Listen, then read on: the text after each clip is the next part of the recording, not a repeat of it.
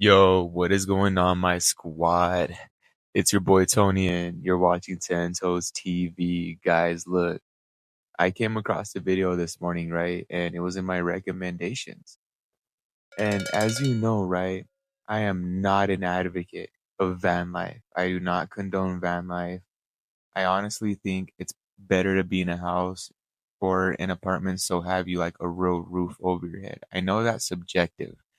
And I know there's some families that, would rather be out there in the world, but this is the darker side of van life, guys. This is declining mental health version of van life.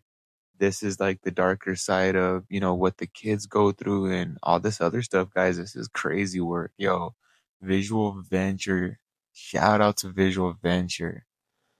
Visual Venture puts out a lot of these videos, guys. You can check them out on their channel. Link will be in the description. But without further ado, let's get into it.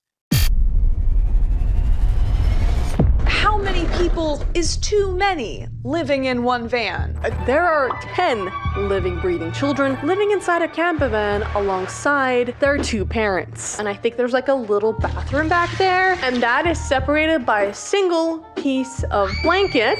Wait, there's 3 kids sleeping here? Oh no, that's illegal. 3 kids. You chose the road life, didn't you?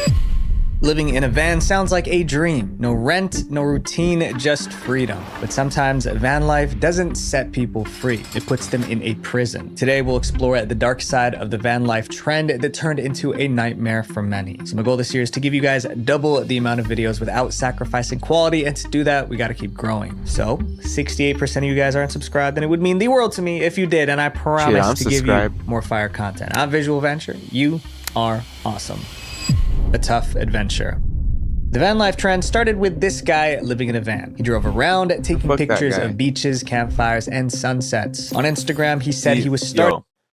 And that's the problem, guys. It's people like that put pictures and videos. They put pictures and videos on the internet in a way where you start comparing your life to theirs. And then you're like, you know what? This seems like a really good idea.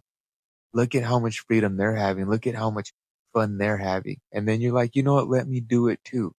But you're not built for that shit. Let me tell you, I'm not built for that shit. And I was homeless for a little while. When you're someone that's, in a house or in an apartment, you have so many amenities that just dropping everything and moving into a van is such a drastic change that could shock anybody. A photo project called #VanLife. It looked awesome, so thousands followed his lead. They quit their jobs, moved into vans, and hit the road. But for a lot of people, it didn't lead to peace or freedom. It led to misery. One of the most famous van life families was called the Family of Nomads. It was a mom, dad, and their 3 kids living in an RV. We're family nomads, and we are family 5, and we're traveling the United States in our camper. This one is wild. This surfaced the internet like, I want to say sometime last year. This was all over the internet. Yo. At first, people loved them. They got comments like, "I am so inspired by you guys. You live every day to the fullest. Thanks for letting us share your adventures." Then the viewers noticed something. One of the kids didn't smile much. Her name was Addison. She always seemed quiet, uncomfortable. Viewers thought she was just shy. Then something happened that made people worried. The whole family appeared on a TV interview. Joining us now, Jessica and Dove McCorkle and their kids, Addison, Grace, and TJ. Good morning. Good morning! The parents smiled, the little kids waved, but Addison just sat there, looking distant. One comment said Addison was the only one who didn't say hi. You can see how separate and sad she looks. Eventually, people started connecting the dots. I mean, well, yeah, think about it. That's enough to ruin anybody's mental health, especially a child. A child needs room to grow, they need room to play. A child needs to understand the importance of privacy. You know what I mean? And don't get me wrong, like as a parent, you don't want to have your child with too much privacy, right? But van life and no privacy, that's not good. house. Addison was 14, a teenager, but she lived in a van that was always moving. That meant no real friends, no real home, no personal space. Viewers started speaking up for Addison. One wrote, "That poor girl is growing into a new chapter and has no room to grow." After more viewers complained, the parents added curtains. It was supposed to give Addison a little privacy, but the curtains couldn't fix the real problem. On Addison's 15th birthday, she made a special request. She wanted some time out of the van. For Addison's 15th birthday, the only thing they wanted was to go to a hotel. At the hotel, Addison said it was nice to have a door. It sounded like a joke, but the message was clear. She was tired of the van life. Then something happened that felt like a cry for help. A post appeared on Reddit. The title was, "I'm a teen in a full-time RV living vlogging family and I can't stand it." The teen said she was 15 to 17, the oldest kid in the family. She had no privacy or social life. She was also deeply unhappy but couldn't tell her family. At the end of the post, she begged people to stop watching van life family channels. Based on what she wrote, many assumed it was Addison. Then, months after the Reddit post, the family made a big announcement. Addison has struggled with their mental health for many years. Addison is currently back in treatment and won't be in our content. Yo, you know what? That's what makes me so upset. Because how many parents are out here, right, that decide, well, they have a life, right, have kids, and then they decide, right, don't even run it by the kids, how they might feel about it, this and that and the third. Imagine they just look at the mom and be like, okay, yeah, we're living in an RV now, guys, pack your things, let's go. Like, I bet, that would drive me fucking nuts if I was a kid and, I had an apartment or a house and, I was just doing my thing and my parents just told me, guys, pack your shit. We're going to be living in a van now. I would hate my parents. I'm not even going to lie to y'all. That's some bullshit. During this time. Some fans took that as confirmation. Fuck Addison that was mom. miserable, and maybe she finally snapped. A few months later, the family of nomads quit van life. They sold their RV and moved into a real house. The parents were sad, but the kids looked happier than ever. Let me pause it right there. The parents were sad. That's exactly what's fucked up. When you have kids, right, and their conscience and, they have emotions now and this and that and the third, you gotta, figure out how all the family feels. I mean, yeah, don't get me wrong. There's situations where maybe you need to move out of a state to go somewhere cheaper, this and that and the third, right? But moving from a house to another house or to an apartment or what have you, right? Even a hotel. But a van? Okay, kids, pack your shit. We're living in a van now. They have their bath routines. They have, this and that and the third. Like, you just strip them from all of that and you don't think they're not going to be happy. Shame on the parents who didn't see how their kids were feeling first. That's important. That's where a lot of y'all parents fail. Y'all don't see how your kids feel first. You don't say, hey, how does this make you feel? You don't tell them. And there's no benefits on van life. Y'all sweeten that shit up. There was no benefits. Y'all made it seem like glamping forever. That's fucked up.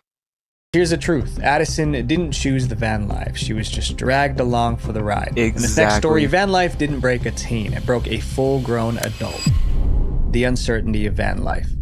Van life can potentially be damaging to your health. One study found that living in small, crowded spaces elevates blood pressure, heart rate, and irritability. Who would have thought, right? That's exactly what happened to Chris Wright. In 2017, Chris and his fiancée started van life. They wanted to explore the country in an authentic way. But even before they hit the road, things got weird. Chris started having nightmares. Every dream ended the same way. The brakes failed and the van crashed. The nightmares continued for months. By the time they hit the road, scary. Chris was terrified. Each time he drove, the same thoughts played in his head. What if the engine fails? What if I crash? What if we get stranded and no one comes? That's something most van lifers don't talk about. The endless what ifs. Because living in a van means nothing is guaranteed. That uncertainty creates anxiety, and for Chris, it wore him down. Chris became irritable. He and his fiancée were always fighting. What was meant to be a romantic trip nearly ruined their relationship. Then, the van broke down. They had to move back in with their parents, and they gave up on van life for good. But van life doesn't just mess with your head. For some people, it destroys their money too. Meet Natasha Scott. She discovered van life through TikTok, and she decided to try living in a van because TikTok's made.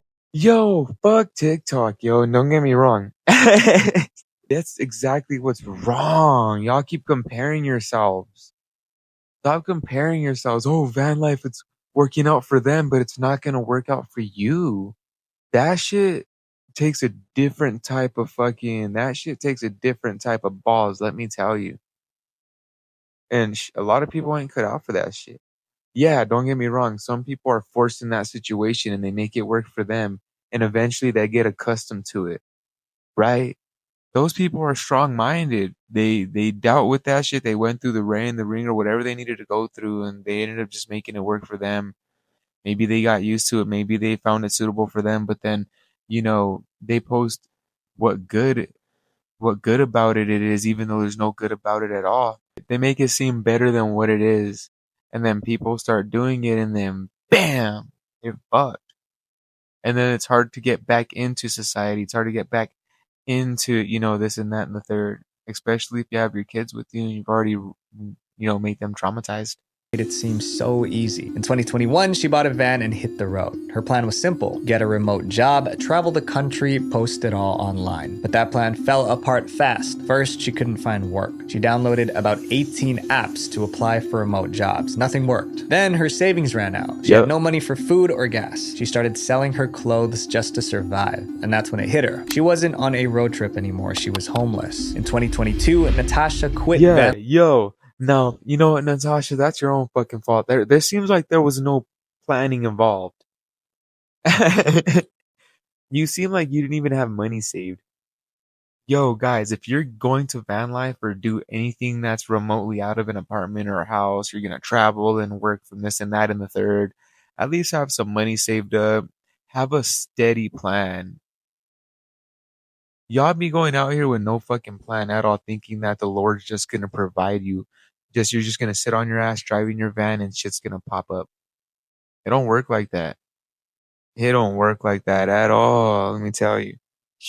Life and moved into a cheap hotel. She slowly rebuilt her life. Then she went online to warn others. Chris and Natasha both chased the van life dream, but their stories made one thing clear: van life is a gamble, and if you lose, you could lose everything. The next van life problem involves cameras. Using kids for content. In van life, the kids aren't just living on the road. They're growing up on camera, because posting online isn't just part of the lifestyle. It is the lifestyle. The Bethunes are a great example. Their YouTube banner says it all. And you know what? That's crazy, because as much as I want to videotape my kids and I videotape, and take pictures, of course, for memories.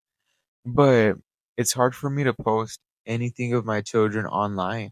As much as we have really cute videos, as much as I have videos that are probably viral, it's really hard for me to post my kids online because there's so many dangers on there. There's so many, AI programs. There's so many companies that are trying to steal, the look of their digital faces and just all kinds of shit, guys. You don't understand what they're doing. Y'all are just putting your kids on the internet. There's creeps out there. Believe it or not, guys. There's some creepy people out there, whether you believe that or not. And if you don't believe that, you need fucking help. 2 adults, 3 kids, 4 dogs, living in a bus. They post vlogs twice a week and live stream twice a month. They are a loving family, but not everyone liked what they were posting. On Reddit, viewers started calling them out. Someone said the kids do a lot of chores while the mom just films TikToks. Another comment accused the mom of posting videos about her and her husband fighting. But the clip with the biggest backlash was the punishment video. In one vlog, they filmed their daughter washing dishes as punishment. Last night, Molly chose not to do her chores. And if our kids don't do their chores, they have consequences. That might sound like normal parenting, but there's another element to this. Imagine that you're a kid, you mess up at home, and the next morning, your punishment is online for everyone to watch. That's no longer discipline, it's humiliation. Very true. Complained, but the parents defended themselves. If you believe that children shouldn't have consequences and shouldn't have responsibilities, they shouldn't be online. We're really freaking doomed as a society. And I agree, but the thing is, people weren't mad about the punishment. They were mad that it was turned into content. The Bethunes uploaded hundreds of videos, but in March 2025, they suddenly quit YouTube. This will be the last video we're uploading to this channel. And maybe, just maybe, that's a good thing, because now they're... their asses probably made another channel out there, but not using their faces. Fuck those people. Kids can spend more time off camera. We've seen how van life can destroy privacy, but what happens when it becomes physically dangerous? Sick, alone, and trapped in a van.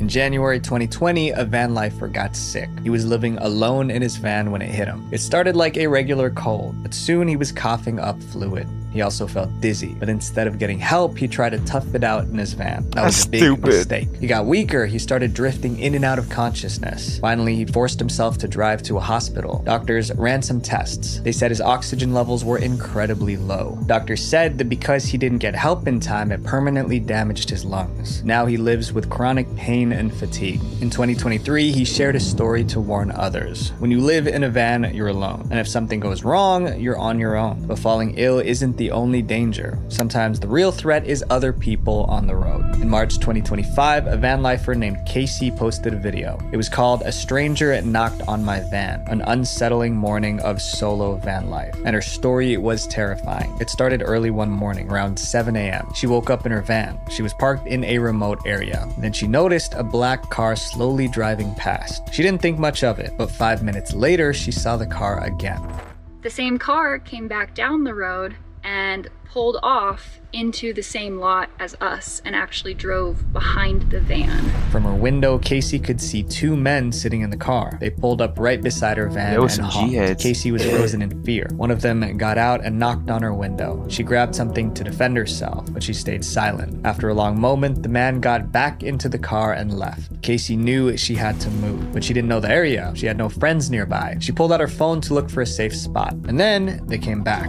30 to 45 minutes later, the same car comes back down the road and pulls off on a street just up the road. They were still watching her van, still waiting. Casey didn't wait around to find out what they wanted. She started her van and sped to the nearest restaurant. She never saw the men again. Casey learned a lesson that day. Van life can leave you vulnerable, and if something happens, there's no neighbors to hear you scream. This next chapter is about how van life impacts the future of the kids growing up in it. Uneducated kids.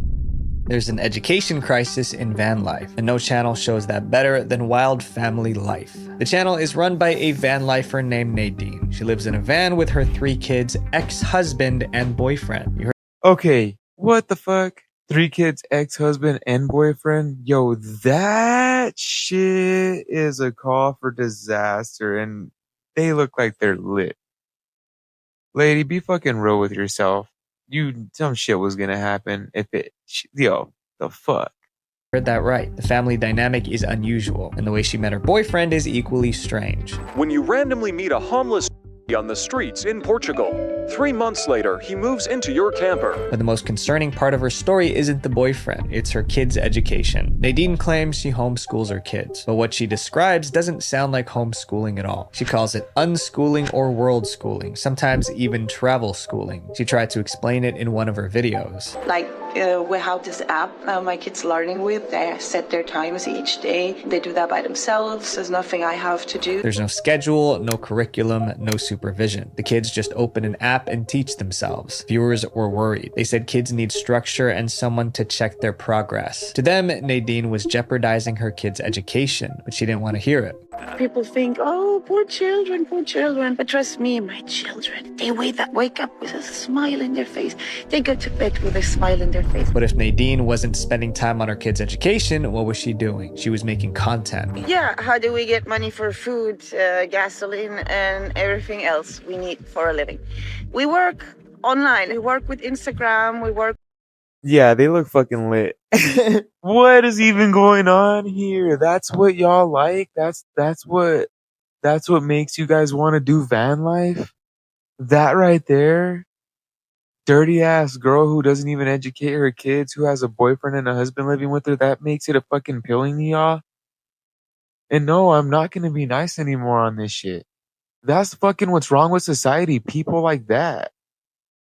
Oh, beauty's subjective. Go fuck yourself. How about that? Beauty is not subjective in this situation. This is fucking filth. With YouTube. YouTube and Instagram pays the bills, and just like we saw earlier, some van lifers don't just make content, they build their entire life around it, even at the cost of their kids' education. There's some people that just shouldn't be on YouTube. Up next is a tragic van life story, because YouTube, y'all paying the wrong fucking people. That's what's real. This is education, this is information, this is real right here. Oh, and you know what? Yo, my beautiful family, Ten Toes TV. Yo, guys, just want to say thank you and I appreciate you very much.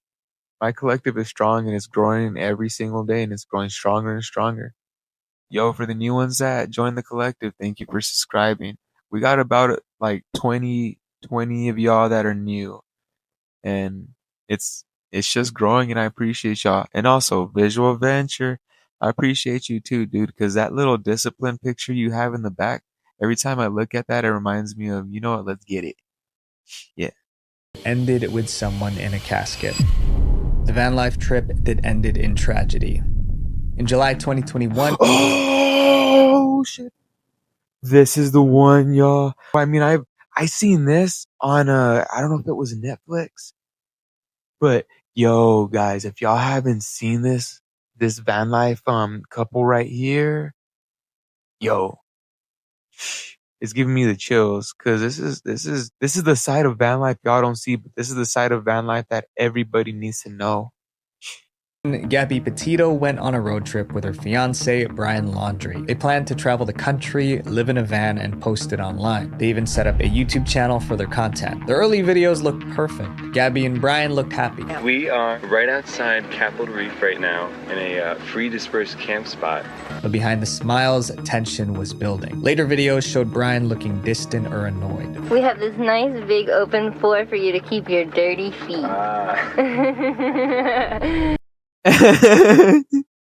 Look at that face though. The fuck, that fool looked like he on the spectrum, and that's not even to make a joke about the spectrum, because shit, I might be on the spectrum. Who fucking knows anymore? But just look at that. There's something wrong with dude. You know what I mean? There's something very, very wrong with dude there. And you know what? Yo, my wife be clowning me all the time. The other day, I threw some ass. And she looked at me and she was like, "What the fuck?" Straight face, and was like, "That's wrong. That that's booty." It was cracking a little bit of jokes, you know what I mean? But I mean that. Look at that. That's wild work. That's different right there. Eventually, they got into a big fight outside a grocery store. Someone saw it and called the police. When the cops arrived, Gabby was crying. They both tried to downplay it. Brian said it was just a misunderstanding that escalated. You want to tell me about those scratches on your face? She had a cell phone in her hand, that's why I was pushing her away. No one was arrested, but police ordered them to spend the night apart. So Gabby slept in the van and Brian checked into a motel. The next morning, they continued the road trip, but there was tension between them, and their biggest fight was yet to come. Gabby used to text and FaceTime her mom every day, but suddenly the messages slowed down. Then they stopped completely. Her mother knew something was wrong. And everybody was like, she's fine, she's fine. They were out in the mountains, they have no signal. And I said, no, it's not like her. Around that time, Gabby also stopped posting on Instagram. That was really unusual. Then came the moment that changed everything. On September 1st, Brian returned home with the van, but he was alone. When Gabby's family asked where she was, Brian said nothing. So Gabby's family reported her missing. But before the cops could question Brian, he went on the run. Everyone was asking the same question. What happened in that van? The news of Gabby's disappearance went viral. The police appealed to the public for help. The search began. And on September 19th, they found Gabby, but it was too late. Gabby was gone. Damn, According to the autopsy, y'all. someone took her life. Her family and friends were devastated. Even van lifers who never met her mourned her loss. But the story wasn't over. Brian was still missing, and most people believed he was the one responsible. The search dragged on for weeks. Then in October, police found Brian. It was too late for him too. His remains were found in an isolated area. Next to his remains was a notebook. Inside, he confessed to ending Gabby. Gabby's case is the most disturbing example of van life gone wrong. Sometimes the real danger isn't the road. It's the person sitting next to you in the van. This video isn't meant to say that life on the road is all bad. Of course it's not, but it's here to... Yo, and I know this is just speculation and theory, right? And I know this is basically just allegations, but guys, he did it. And I know that's big to say, but yo, come on. That's not far from the truth. You could tell if y'all watch the documentary, you guys, and the documentary's out, y'all should watch it. I think it's on Netflix. I'm pretty sure. Yo, guys, Ten Toes family, subscribe to Visual Venture. This guy puts out so much informative content that you might find out, maybe you want to get into van life, or, maybe you want to get into a new routine or something in life that there's a darker side of, and you might see it on there. Yo, guys, I'm going to be making a video soon, right? And it's going to be an important one. So I'm going to need y'all to stay tuned with it. But we're going to be doing something different on the channel. But yo, Tento's family, on to the next one, and later.